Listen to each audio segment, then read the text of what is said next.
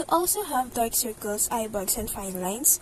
As an architecture student, hindi namin maiwasan na magkaroon nito. But then, I discovered this 5D Peptide Anti-Aging Eye Repair Cream from Papafeel.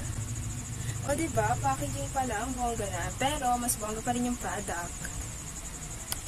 Ganyan siya, guys. O diba, perfect. Anyway, guys, this is FDA registered. So, let's try. So, you just need to apply an ample amount. Yan. So, lagyan mo na natin ng onte. Tapos, ilalagay nyo siya dyan sa under eye nyo. And then, after that, imamassage nyo lang ng ganyan. Hanggang sa ma-absorb na siya ng skin niyo.